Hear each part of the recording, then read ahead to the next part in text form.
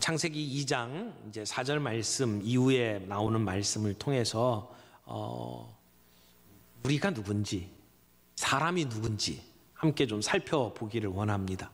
우리가 살아가면서 던지는 질문 가운데 중요한 질문이 정체성에 관한 질문입니다. 나는 누구냐라고 하는 것이죠. 특별히 이 창세기 2장에서는 우리 인간, 사람이 누구냐라고 하는 부분을 잘 정리해 주고 있습니다.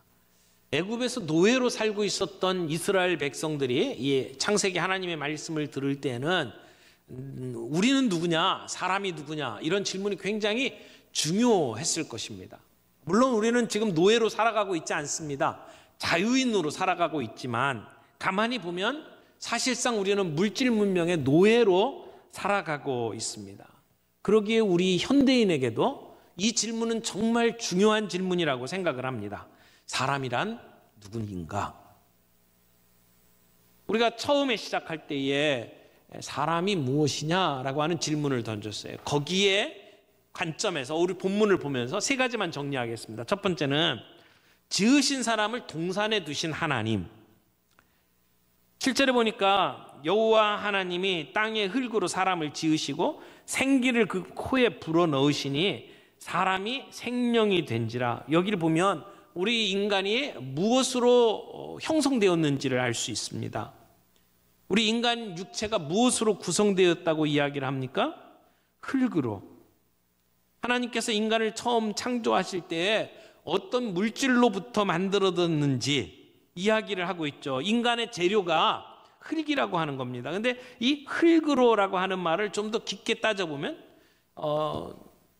먼지라고 하는 뜻을 가지고 있습니다. 영어 표현해 보니까 the dust of the ground라고 표현을 했어요. dust, 먼지, 땅의 먼지 이렇게 표현을 하고 있거든요. 그러니까 우리 인간이 먼지로 이루어졌다 이렇게 이야기를 하고 있어요. 그리고 이 7절에 땅의 흙으로 사람을 지으시고 라고 했는데 이 지으셨다는 말이 히브리어로 야차르라고 하는 동사인데 이 지으셨다는 말이 언제 사용되는 말이냐면 토기장이가 그 그릇을 만들 때에 사용하는 표현입니다. 그러니까 토기장이가 작품을 만드는 행위를 표현할 때 사용하는 그러한 말이에요. 그러니까 하나님이 토기장이처럼 어떤 계획과 목적을 가지고 사람을 빚으셨다 이런 얘기죠. 마치 진흙을 가지고 그릇을 빚어내는 것처럼 하나님은 이 흙 그리고 먼지를 가지고 사람을 빚어서 만드셨다. 마치 토기장이가 정성스럽게 작품을 만들어내는 것처럼 빚어내는 것처럼 하나님께서 인간이라고 하는 작품을 그렇게 신중하게 정성스럽게 만들었다라고 하는 것을 표현하는 말입니다. 근데 그것으로 끝나지 않았어요. 생기를 그 코에 불어넣으시니 사람이 생명이 되니라. 여기 생기, 살아있는 숨을 이야기하는 거죠. 하나님께서 그 코에 생기를 불어넣으셨다.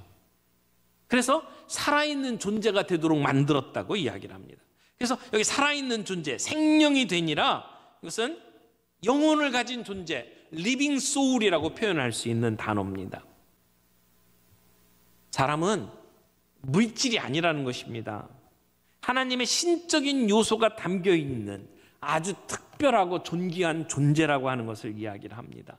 내 존재가 그저 단지 흙으로 만들어졌다면 우리는 정말 하찮은 존재일 겁니다. 하나님께서 붙드셔서 우리에게 생기를 불어넣으시고 그리고 하나님을 알아보고 하나님을 영화롭게 하는 존재로 만들어 주셨다는 것이죠. 그래서 흙으로 빚어서 하나님이 숨을 불어넣으셨다. 여러분, 코에다가 숨을 불어넣으셨다는 것은 하나님이 우리에게 가까이 다가오셨다는 거죠. 그래서 우리에게 생기를 불어넣으시고 우리를 독특한 존재로 만드셨어요. 여기에는 인간의 비천함과 영광이 함께 담겨져 있습니다. 인간의 비천함이라는 것은 무엇입니까? 우리가 흙으로 만들어진 존재라는 거예요. 별거 아니에요. 죽으면 흙으로 돌아갑니다. 그러나 하나님이 다른 피조물을 만드신 것과는 달리 하나님은 우리를 직접 빚으셨을 뿐만 아니라 거기에 생기를 불어 넣으셨어요. 그래서 이 독특한 생기라고 하는 표현이 이 구약 성경의 다른 데 잘 쓰이지 않은 정말 독특한 표현인 것처럼 하나님은 우리가 독특한 존재로 만드셨습니다. 그리고 하나님과 독특한 관계를 맺고 살아가는 그러한 특별한 위치에 우리를 놓으셨다는 것입니다. 흙으로 존재할 때는 별로 가치 없는 물건이지만, 존재이지만 하나님의 손에 들린 흙은 창조 세계의 영광을 드러내는 것이 되어 갑니다. 우리의 인생이 흙처럼, 잡초처럼, 의미 없는 것처럼 살아가는 우리를 하나님께서 붙드시고 우리를 이 세상이 흠모하는 아름다운 존재로 만드시고 하나님과의 독특한 관계를 맺고 살아가도록 만드셨다라고 하는 것을 오늘 우리는 이 말씀을 통해서 볼 수 있습니다. 그러므로 나라는 존재, 인간이라고 하는 존재를 생각할 때 하나님께서 치밀하고 섬세하게 만드신 걸작품이구나. 그게 바로 인간이구나. 따뜻하고 인격적인 하나님이 우리 인간의 얼굴로 다가오셔서 거기에 숨을 불어넣으신 아주 가까운 관계로 하나님이 우리를 만드셨구나. 그래서 하나님에게 우리 인간은 소중한 존재구나 라고 하는 것을 우리는 깨닫게 됩니다. 그래서 이사야가 이렇게 고백하죠. 이사야서 64장 8절에 보면 그러나 여호와여 이제 주는 우리의 아버지시니이다. 우리는 진흙이요 주는 토기장이시니 우리는 다 주의 손으로 지으신 것이니이다. 주는 토기장이고 우리는 진흙이고 우리는 다 주의 손으로 지음받은 존재라고 고백을 합니다. 그 의미는 우리는 주의 손으로 지어진 작품입니다. 걸작품입니다. 하나님의 뜻과 목적이 담겨져 있는 하나님의 작품입니다 라고 하는 뜻이 그 안에 담겨져 있습니다. 하나님은 이런 인간을 창조하시고 에덴 동산에 그 사람을 두셨습니다. 하나님은 동산의 주인이십니다. 그 하나님이 에덴 동산에 사람을 두셨어요. 하나님께서 사람을 위해서 최고의 환경을 만들어 주셨습니다. 보기에도 아름다운 곳이었어요. 먹을 것이 풍성했습니다. 과실을 맺는 나무들이 수없이 자라났습니다. 그곳에서는 의식주를 걱정할 필요가 없었습니다. 사람이 살기에 가장 적합한 환경, 최고의 낙원. 하나님은 그렇게 동산을 준비하시고 거기에 아담을 두신 것입니다. 8절에 보니까 그 지으신 사람을 거기 두시니라 이렇게 이야기를 하고 있죠.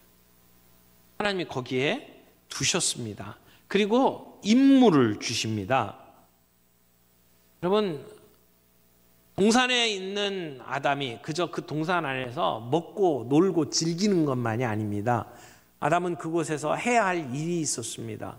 그곳에서 아담은 동산을 지키고 경작하는 일을 했죠. 임무를 주셨습니다. 노동은 저주가 아닙니다. 죄로 인해서 우리에게 노동이 온 것이 아니라 죄가 오기 이전에 우리에게 일거리를 주셨습니다. 우리가 일하는 것은 저주로 말미암아 주어진 것이 아니라는 겁니다. 생계수단이 아닙니다. 일 자체가 하나님이 우리를 만드신 인간의 존엄한 모습입니다. 그래서 그 일하는 것 자체에 가치가 있다는 것을 우리는 놓쳐서는 안 될 것입니다. 두 번째로 생각할 것은 이 동산을 세우신 하나님이십니다. 에덴 동산을 만드신 하나님이 어떻게 두셨습니까? 여기에는 두 가지 생각할 게 있는데 하나는 두 나무가 있어요. 생명나무와 선악을 알게 하는 나무, 두 나무가 있고 그 뒤에 나오면 네 강이 나옵니다. 이 두 가지가 무엇을 의미하는지를 우리가 잠시 살펴보기를 원합니다. 9절 말씀에 보니까 여호와 하나님이 그 땅에서 보기에 아름답고 먹기에 좋은 나무가 나게 하시니 동산 가운데에는 생명나무와 선악을 알게 하는 나무도 있더라. 이 두 나무는 반대되는 성격을 가지고 있습니다. 그리고 선택을 할 수 있도록 만드셨어요. 우리가 생명나무로 나아갈 수도 있고 선악을 알게 하는 나무로도 나아갈 수가 있습니다. 가나안의 문화 유적에 보면 이 선악을 알게 하는 나무라고 하는 표현 대신에 죽음의 나무라고 표현이 됐어요. 그래서 생명나무, 죽음나무 이렇게 표현이 돼 있거든요. 그런데 성경은 그것을 죽음나무라고 표현을 하질 않고 선악을 알게 하는 나무라고 이야기를 했어요. 그래서 선과 악의 대조를 통해서 이 나무를 설명하고 싶었던 것 같습니다. 그런데 우리가 하나님의 기대에 미치지 못하고 실패해버린 인간의 그 도덕 수준 때문에 인간은 죽을 수밖에 없는 존재가 되었다라고 하는 것을 이 선악을 알게 하는 나무를 통해서 우리에게 전달을 하고 있다고 봅니다. 그래서 성경은 생명과 죽음의 선택을 우리에게 이야기를 해요. 하나님께서 우리에게 생명을 선택할래, 사망을 선택할래, 복을 선택할래, 저주를 선택할래, 계속해서 우리에게 도전을 하고 계십니다. 에덴 동산에 있었던 이 두 그루의 나무는 오늘 이 시대를 살아가는 우리들에게도 동일하게 부딪히는 문제라고 생각을 합니다. 우리의 삶 속에 우리가 결정하는 일들 속에 생명을 선택할 거냐, 저주를 선택할 거냐, 죽음을 선택할 거냐. 여러분, 창세기에 에덴 동산을 적시며 갈라져서 사방으로 흐르던 이 네 개의 강은 온 땅을 소송케 하는 성령님을 가리키는 말이다, 그렇게 해석할 수 있습니다. 출애굽할 때에 목말라서 죽던 이스라엘 백성들에게 반석을 쳐서 갈종을 해소시켰던 그 생명수와 같습니다. 성령님은 우리에게 생명수를 주십니다. 우리의 상처를 치유하십니다. 그리고 우리를 회복케 하시는 분입니다. 그것이 복음을 통해서 우리에게 주어지는 능력입니다. 여러분, 오늘 에덴 동산의 이 강물이 오늘 우리에게도 흘러날 줄 믿습니다. 그 생수의 능력이 오늘 우리에게도 동일하게 임할 줄 믿습니다. 그래서 날마다 그 은혜의 강물에 저희들이 뛰어들고 내가 그 은혜의 강물로 씻어지고 그래서 우리의 믿음이 자라지고 우리가 새로워지는 역사가 있기를 바랍니다. 세 번째 생각할 것은 하나님의 명령 앞에 선 존재, 아담의 이야기입니다. 이제 아까 8절에 보니까 하나님께서 그 아담을 이 동산에 두셨다라고 이야기를 하죠. 그리고 15절에는 아담을 동산에 두신 이유를 설명을 합니다. 15절 말씀 봅니다. 여호와 하나님이 그 사람을 이끌어 에덴 동산에 두어, 또 다시 두었다는 표현을 쓰죠. 8절에 두셨다라고 했는데 15절에도 두셨다라고 이야기하면서 어떻게 하라고 했나요? 그것을 경작하며 지키게 하셨다. 이제 에덴 동산에 이 사람을 두신 이유가 경작하며 지키게 하셨다라고 하는 이야기예요. 경작하게 하셨다, 지키게 하셨다. 그곳에서 아담은 해야 할 일이 있었다는 것입니다. 그 일을 통해서 아담은 안식의 자리에까지 나아갈 수 있게 하신 것입니다. 에덴 동산에서 일하지도 않고 놀고만 있으라고 주신 게 아니라는 겁니다. 우리 인간의 존귀함은 밭을 갈고 경작하고 노동하는 가운데 있다는 것을 보여주시는 것입니다. 가꾸는 거예요. 보살펴야 되는 거예요. 우리 인간이 이 땅을 잘 가꾸고 보살펴야 되는데 우리가 제대로 가꾸고 보살피지 못했기 때문에 오늘 이 사단이 나는 겁니다. 오늘 우리가 회개해야 될 부분이 여기에 있습니다. 하나님이 우리를 이 땅에 두시고 가꾸고 보살피도록 하셨는데 우리가 제대로 하지 못했다는 것이죠. 그러면서 하나님께서는 17절에 선악을 알게 하는 나무의 열매는 먹지 말라. 내가 먹는 날에는 반드시 죽으리라 라고 명령을 하십니다. 하나님께서 우리에게 이 금지의 명령을 주십니다. 동산 안에 있는 모든 과실은 다 먹어도 좋다. 그러나 단 한 가지 선악을 알게 하는 나무의 열매만큼 먹지 말아라. 이것은 우리가 하나님 안에서 자유를 가지고 있지만 그 자유가 제한 없는 자유가 아니라는 것입니다. 하나님이 우리에게 자유를 주신 그 자유가 방종이 아니라는 것입니다.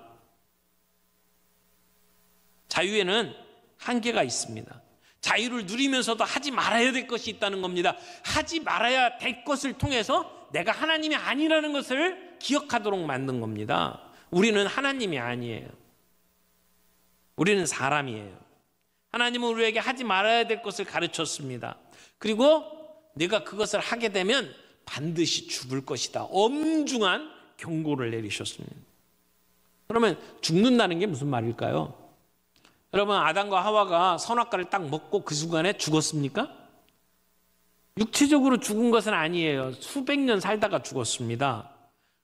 말 그대로 생명나무를 먹었으면 영원히 살았을지도 몰라요. 그런데 선악을 알게 하는 나무를 먹음으로 말미암아 그들에게 죽음이 다가왔다, 이렇게 해석을 할 수도 있어요. 그래서 어느가 수백 년이 지난 뒤에 죽었다, 그것도 맞는 해석일 수 있죠. 그러나 여기에서 더 정확한 해석은 여기서 말하는 죽음이 영적인 죽음이라고 하는 것입니다. 인간이 선악과를 먹는 그 순간에 하나님과의 관계가 끊어진 겁니다. 교제가 단절된 겁니다. 그래서 인간은 하나님을 두려워하기 시작을 했습니다. 영적인 죽음을 경험한 거죠. 죄를 지은 그 순간부터 아담의 삶은 하나님이 없는 삶이었습니다.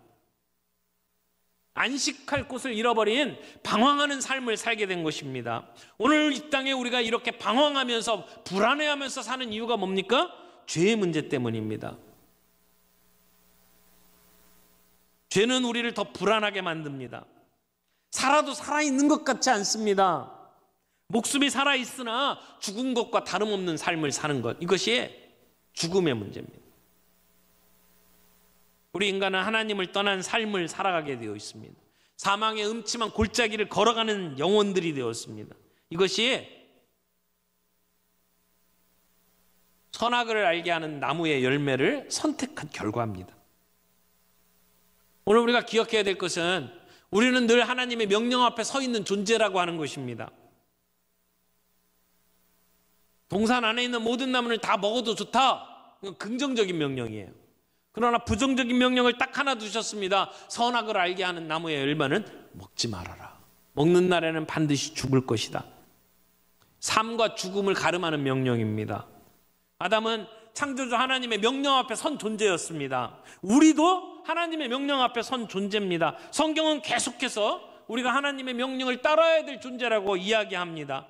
신명기에서도 우리는 하나님의 법도와 규례를 지켜서 행해야 된다고 이야기를 합니다. 시편 1편도 우리가 하나님의 말씀을 주야로 묵상하고 그 말씀대로 행해야 되는 사람이라고 강조합니다. 전도서 기자는 사람의 분분이 여호와를 경외하며 그의 명령을 지키는 것이라고 가르치고 있습니다. 요한계시록에도 보면 이 말씀을 읽는 자와 듣는 자와 그 막 가운데 기록한 것을 지키는 자가 복이 있다고 이야기를 합니다. 오늘 우리의 인간다움이 어디에 있습니까? 가장 인간다움은 하나님의 명령 앞에 서서 그 말씀에 순종하는 삶입니다. 여러분, 선악을 알게 하는 나무를 먹음으로 말미암아 우리 인간은 에덴 동산에서 쫓겨났어요. 그리고 생명나무로 가는 길을 하나님이 막으셨습니다. 화영검을 두시고 우리 인간이 그 생명나무로 나아가지 못하도록 만들었어요. 그러면 우리가 언제 그 생명나무로 나아갈 수가 있습니까? 요한계시록 22장에 보면 우리가 천국에 가게 되면 수정같이 맑은 생명수 강을 보게 되고 그 길 가운데로 광 좌우에 생명나무가 있어 12가지 열매를 맺되 달마다 그 열매를 맺고 그 나무 잎사귀들은 만국을 치료할 수 있다고 기록하고 있습니다. 생명수같이 맑은 길, 생명강이 흐르고 생명나무의 열매가 있고 우리가 그 길로 가는 겁니다. 결국은 우리의 인간의 삶의 결론은 생명나무로 가는 거예요. 근데 그 생명나무로 가는 길에 하나님은 제3의 나무를 주셨습니다. 그게 십자가입니다. 나무에 달려 그 몸으로 우리의 죄를 담당하게 하셨습니다. 그래서 우리로 죄에 대해서 죽고 의에 대해서 살도록 만드셨습니다. 그게 뭐예요? 나무예요. 십자가예요.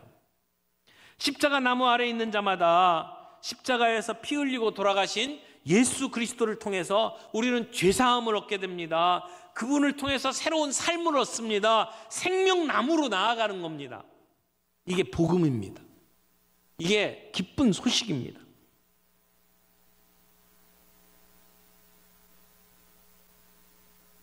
주님은 우리의 길이요, 진리요, 생명이 되오십니다.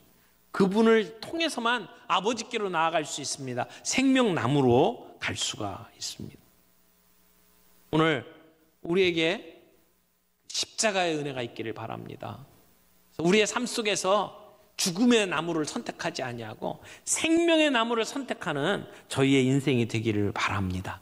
십자가 앞에서 그 길을 잡고 우리가 그 은혜를 누리며 살아갈 수 있는 저희가 되기를 바랍니다. 지금 우리는 이전에 경험해보지 못했던 두려움 속에 살아가고 있습니다. 세상은 이런 상황 속에서 우리를 혐오로 몰아갑니다. 두려움으로 몰아갑니다. 그러나 혐오와 두려움으로는 이 문제를 해결할 수가 없습니다. 우리 그리스도인들이 생명나무를 선택한 자답게 이 상황을 잘 대처할 수 있기를 바랍니다. 하나님의 사람으로 우리가 어떻게 살아야 될지 바르게 선택하며 살아갈 수 있는 저와 여러분이 되기를 바랍니다. 우리는 아직 중국의 우한과 같은 상황은 아닙니다. 근데 우한에도 예수님을 믿는 사람들이 있습니다. 그곳에도 교회가 있습니다. 그곳에 그리스도인들은 지금 뭘 하고 있을까요? 오늘 우리들이 경험하고 있는 이 두려움 속에서도 우리가 그리스도인으로서 그저 단순히 문 걸어 잠그고 나 혼자 사는 게 아니라 하나님의 뜻을 이룰 수 있는 일이 뭘까를 생각하면서 우리가 함께 이 상황들을 견뎌나가기를 원합니다. 우리가 교회 행사들을 중지하거나 포기하는 것이 아니라 다른 형태로 애를 써야 합니다. 함께 개인적으로 말씀 앞에서 자신의 영성을 강화시키는 시간을 가져야 되고 또 우리의 사랑을 표현하는 방법들을 찾아내야 된다고 생각을 합니다. 오늘 같이 기도하겠습니다.